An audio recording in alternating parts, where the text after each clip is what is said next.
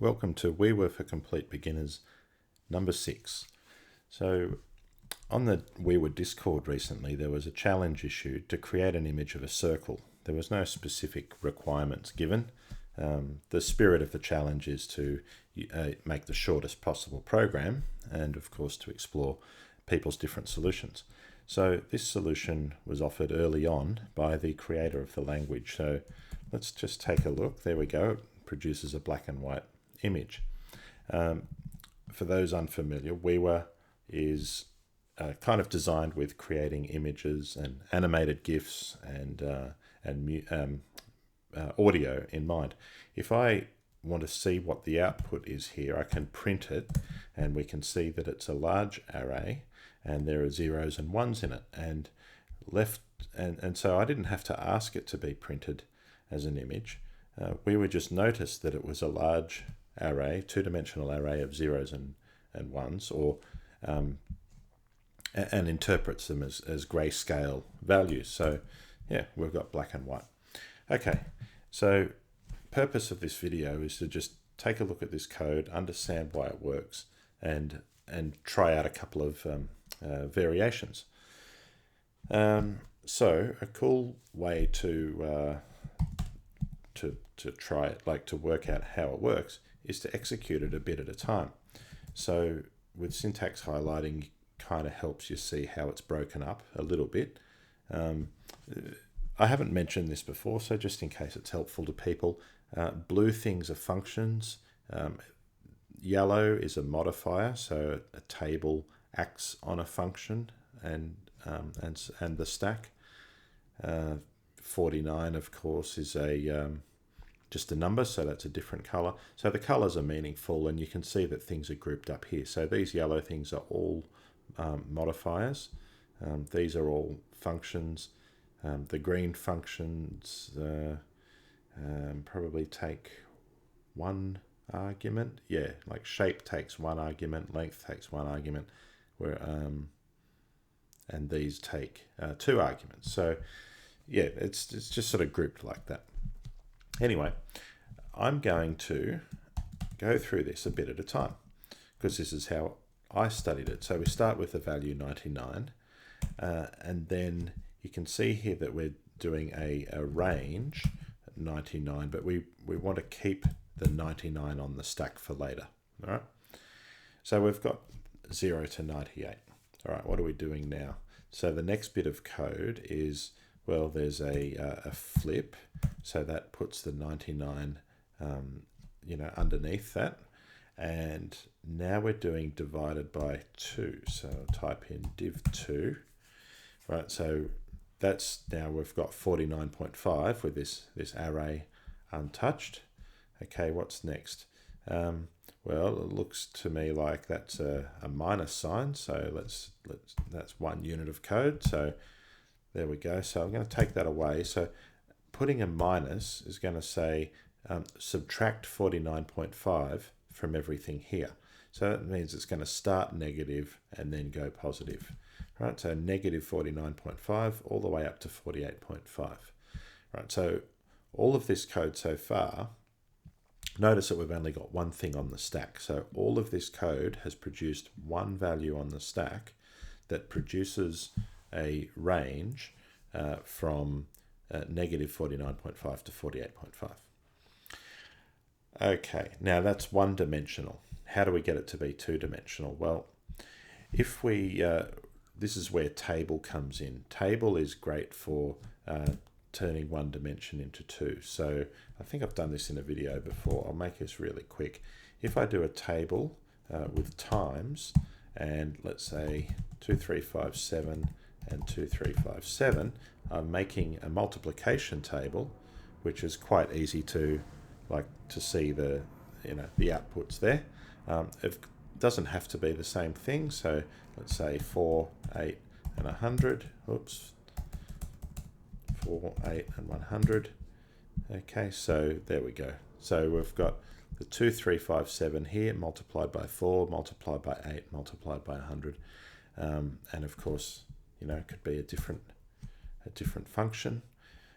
By the way, if I'm mucking around and I don't want to see this here, I can just put a semicolon in. Semicolon just gets rid of the top of the stack. So yeah. All right. So table is great for turning one dimension into two. So what are we doing in a table here? Well, this is interesting. We've got this is C for complex. Look, here we go. Look at that, make a complex number. So let's see how that works. So if I do complex 4 and 7, I'm not going to get 4 plus 7i, I'm going to get 7 plus 4i. So remember that like code is read right to left, so we've got 7 on the stack, then we've got 4. No, actually that's maybe not a great argument. Complex is going to see them in that order. It's a deliberate design decision, long story short, to put the imaginary part first. At first it didn't sit well with me because like got so many years of just used to the order in which we write complex numbers, but it is a deliberate design decision because if you're going to tweak complex numbers, in practice it's often the imaginary part that you're tweaking. That's at least the rationale. I can't really comment on whether that's true or not, but I'll take people's word for it. Okay, so create a complex number. So what have we got on the stack here? Well, we've got this array that we've crafted, and now I'm going to call table and complex number, right? And then now there's only one item on the stack, but table needs a function and 2 items. We need to dot this. So now if I basically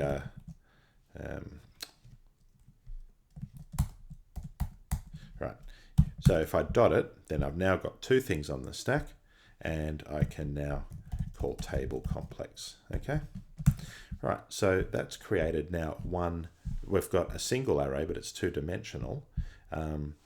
If I ask for the shape of it, then it's 99 by 99 array. Okay, of complex numbers, that's mixed, the array with itself. And right, now what? Well, here's the next function here is the absolute value function. Now, absolute value, if I say take the value 7 and do absolute value, then of course I get 7. If I take -7, then absolute value of that. What if I take a complex? Oops. If I take a complex of, if I want to do 7 plus 4i, so I'll put the 4 and the 7. Okay, then I get the modulus of the complex number. Right, the distance from the origin. So this is starting to make sense now. I've got all these complex numbers, and if I get their distance from the origin, right, now that's printing as an image, so I'm going to force it to print an array so we can see. Then the distance from the origin is, it kind of acts like a radius, doesn't it? Like it's a bit unfortunate that we can't see this whole array. I mean, I don't expect anything to be able to do it. I don't expect to be able to do anything about it, but there's a 0 in the middle somewhere, right? And it's in the middle-ish. And that's the center of the circle, and all of these values are like saying how far it is from the center of the circle. And so there's one more bit of code here, and that is less than 49. So whoops. So if we take this array and say less than 49, basically this is going to, because we're in an array programming language, then it's going to apply this function and think of that as one function. It's going to apply that function to every element here and give us a true or false. And there you go. So the things that are far away from the center are false, and then you can see all these ones, right? They're less than 49 units from the center. And if I take away this, which is forcing it to print an array, then we get a circle. So there you go. So this is all of that code just put over multiple lines for analysis. I'm going to restore the original now and see about making some changes. Anyway, very cool. Like it's not much code. There's things to learn in there. good to understand how it works, and nice to see. Like I've never really played with images and so on in Uiua. Other people are excited by it. I'm kind of not, but I was happy to take a look at this. So what can we do with it? Well, the first thing that occurred to me was, okay, let's print this. I thought, well, let's get a bit of gradient happening, or rather than it just be 0 or 1, let's use some grayscale. So doing less than 49 turns everything into 1 or 0. What about divide by 49? All right. So that means the elements that were there now get divided by 49. So now we've got like some zeros and some ones and all of that. Now, but we've got like fractional values rather than strictly 0 or strictly 1. Some of them are greater than 1. All right, so okay, there we go.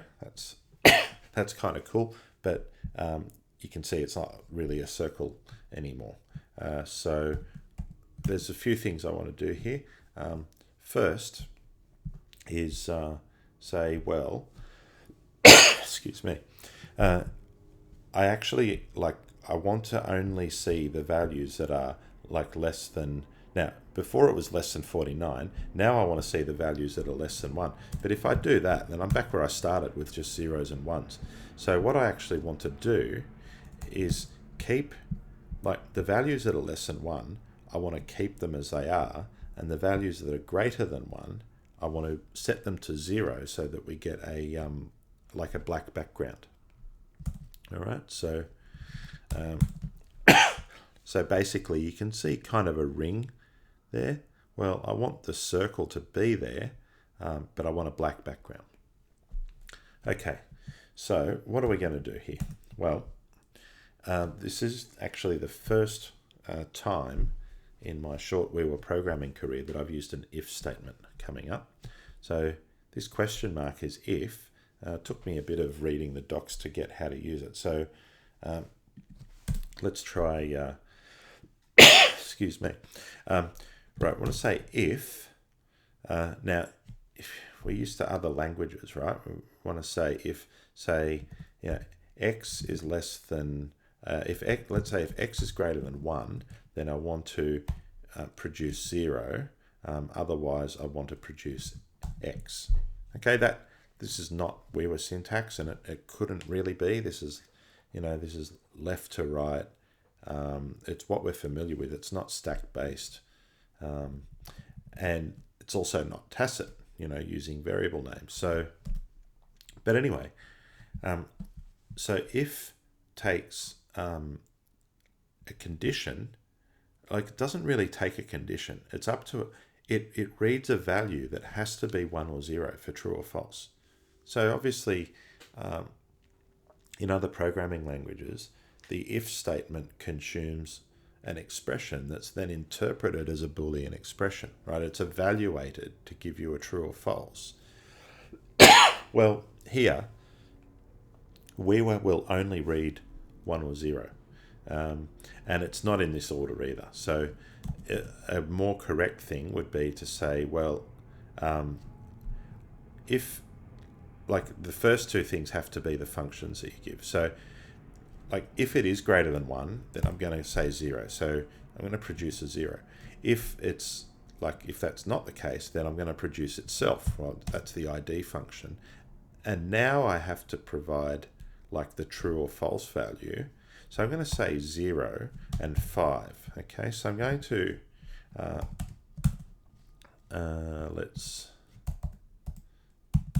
okay, so there we go. So let's try to understand what I've done here.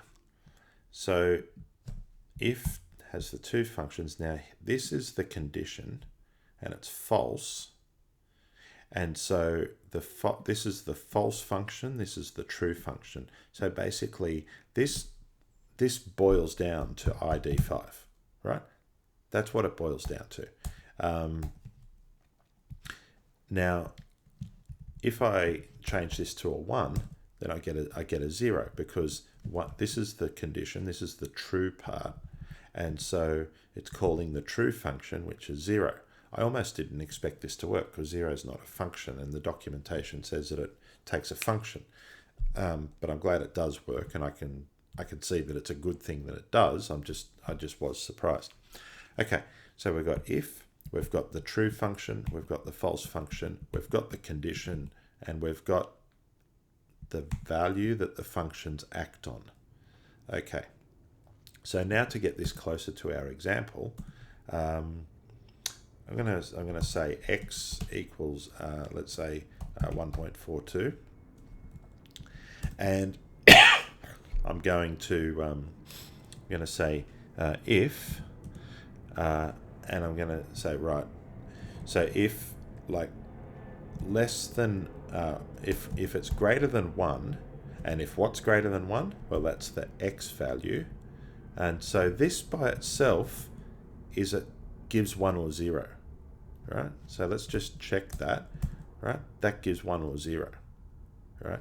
So I'm going to say if, and this is the 1 or 0, but then I want to produce x, and that's the ID. So if it's greater than 1, I give 0. If I false that, right, then I get that, right? So this here simplifies to 1 or 0, and then that's what we act on. Now you can see that there's a duplication going on here, right? So so better than this would be to put a duplication there, right? And then that gives us the same value. And if I change this to something that's that, then now I get the value, okay? So this is the magic code, right? The x is the argument to it. And so what I can do is I'm going to print this, right? And now I'm going to operate on every value with an each. I'm going to say if, now remember, the if I go ID, right, then I get the same thing as I had before. So when you call each item gets put on the stack for me to act on. So that's already there. So now I'm going to have if, and I'm going to say 0 ID, and then this is going to be the greater than 1, and then I need the dot because I need to duplicate what's been given to me. And there we go. I get all these zeros in the outer area, and then I get the values themselves closer to the center. All right, so if I get rid of that, then now I've got a grayscale. Right, I've got a grayscale going on. So apologies if that seemed a bit like long, that diversion into if. I just think, like, in the spirit of Uiua for absolute beginners, I think it is pretty confusing. That's not a criticism of the language. It is what it has to be in the context, and like the solution to it being confusing is just to get better at it.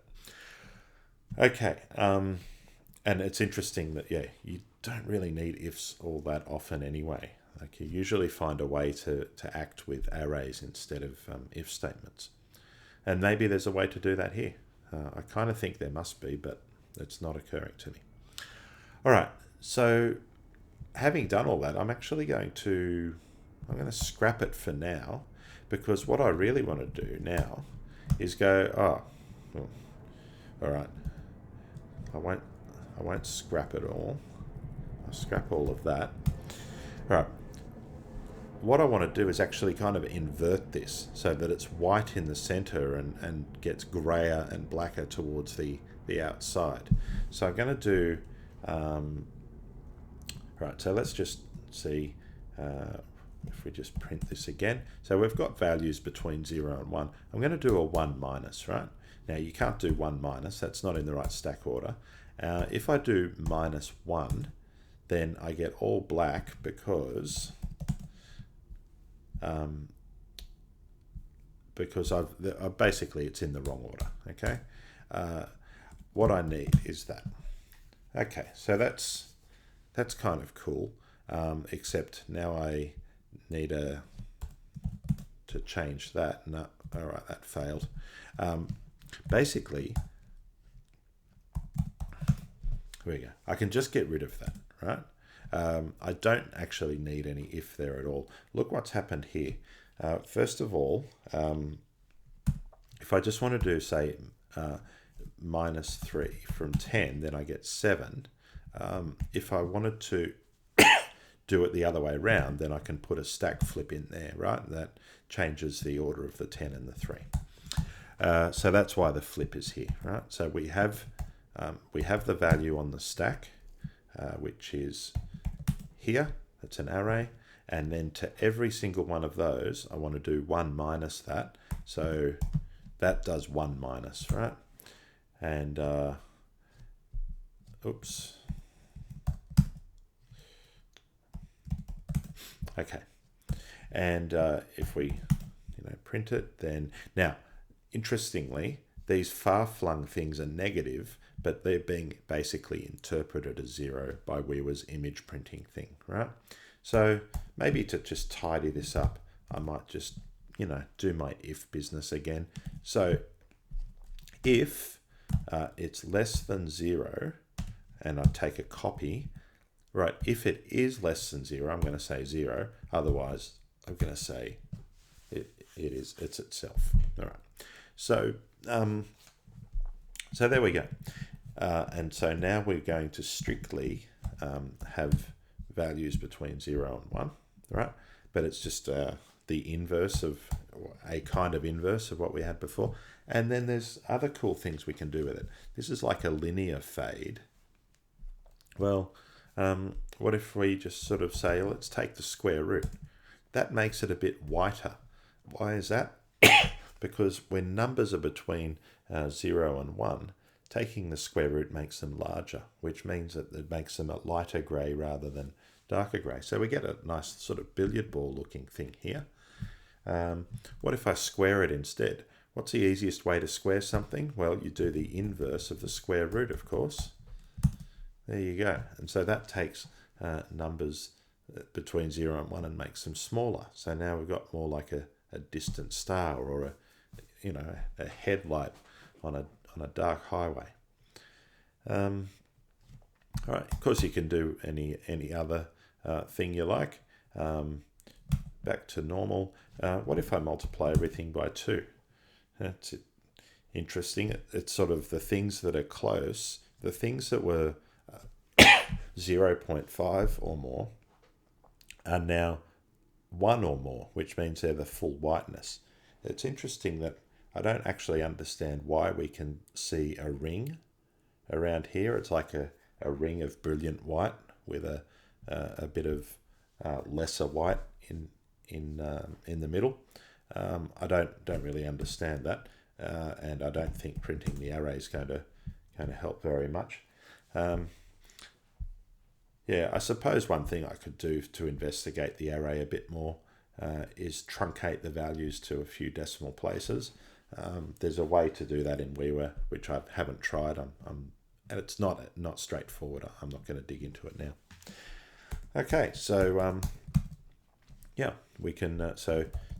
Doing the square root is pretty cool.